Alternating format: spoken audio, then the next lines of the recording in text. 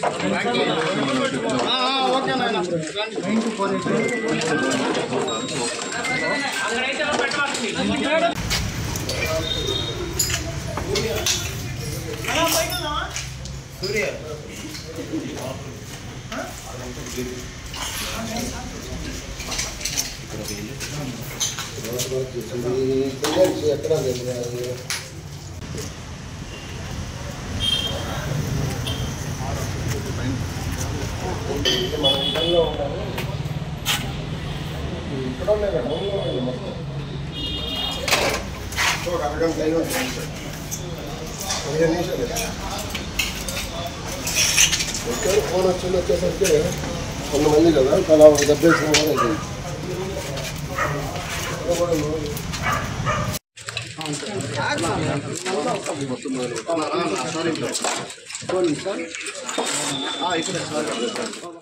మాజీ ఎమ్మెల్యే నల్లపురెడ్డి ప్రసన్నకుమార్ రెడ్డి ఇంటిపై జరిగిన దాడిని ఖండించారు వైఎస్ఆర్సీపీ నేతలు. దాడికి పాల్పడిన వారిపై హత్యాయత్నం కేసు పెట్టాలని అనిల్ కుమార్ యాదవ్ పోలీసుల్ని డిమాండ్ చేశారు. నెల్లూరు జిల్లా చరిత్రలో ఎప్పుడూ ఇలాంటి ఘటన జరగలేదన్నారు. ఇంట్లో ఎవరూ లేని సమయంలో దాడులు చేశారని మండిపడ్డారు. బీహార్లో కూడా ఇలా దాడి చేసిన సంఘటనలు జరగలేదని ఆరోపించారు వైఎస్ఆర్సీపీ నేతలు.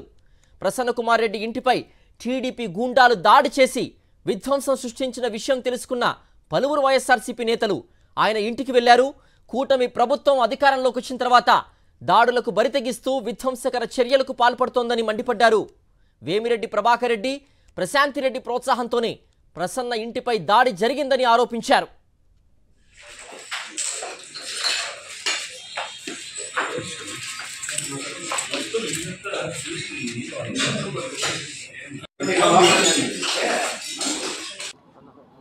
మామూలుగా కార్యకర్తల మీద, నాయకుల మీద దాడులు చూసాం, అక్రమ కేసులు చూసాం, దొంగ కేసులు చూసాం.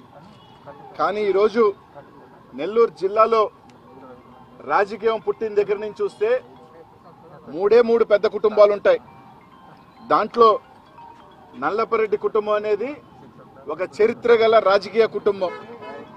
దాదాపు 6-7 దశాబ్దాల రాజకీయ చరిత్ర గల కుటుంబం నల్లపురెడ్డి గారి కుటుంబం.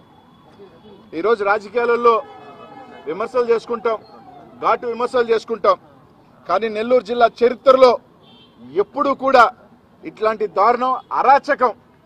ఈరోజు ప్రసన్న ఈరోజు ఒక కార్యక్రమం జరిగితే, ఏదైతే జగన్మోహన్ రెడ్డి గారి పిలుపు మేరకు ఒక ప్రోగ్రాం జరిగితే 3 రోజుల క్రితం ఏదైతే శాసనసభ్యురాలు ఆమె ఇష్టం వచ్చినట్టు మాట్లాడుతూ పర్సంటేజ్ల ప్రసన్ననని రకరకాలుగా ఊగిపోతూ మాట్లాడిన దానికి ఈరోజు ధీటైన కౌంటర్ ఇవ్వడం జరిగింది.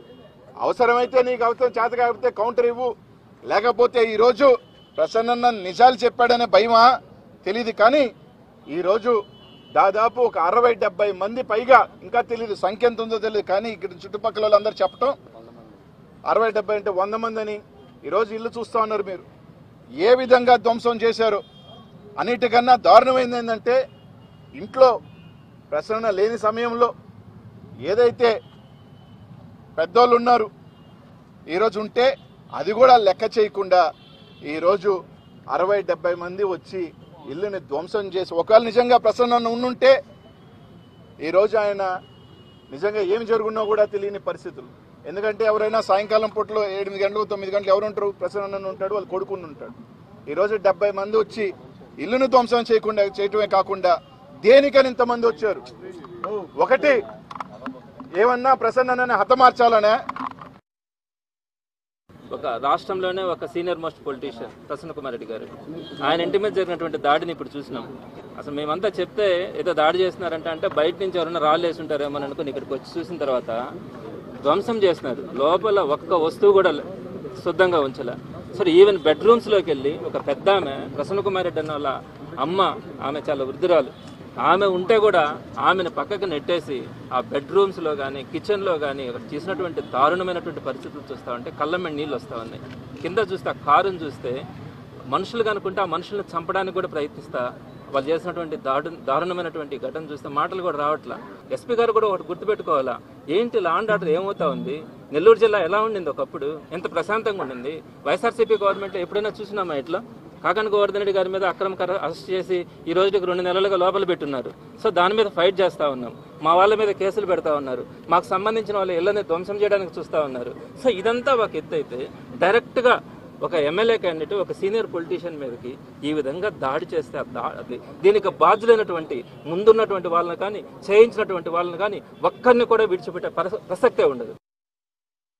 ఇలా చాలామంది వచ్చి దాడి చేశారమ్మా. ఇంట్లో వాళ్ళ అమ్మగారు ఉన్నారు.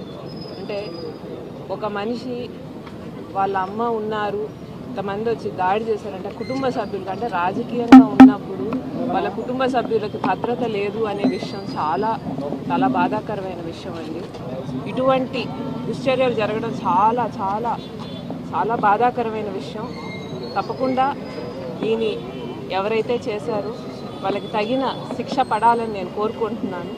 అధికారులు కూడా దీన్ని ఊరికే తీసేయకూడదండి. దాడి జరిగింది చిన్న విషయం కాదు, చిన్న రకంగానూ కాదు. అందుకని వేరే ఉద్దేశం లేకుండా తప్పు చేసిన వాళ్ళకి శిక్ష పడేలాగా ఈ ప్రభుత్వం కానీ అధికారులు కానీ పనిచేయాలని నేను కోరుకుంటున్నాను.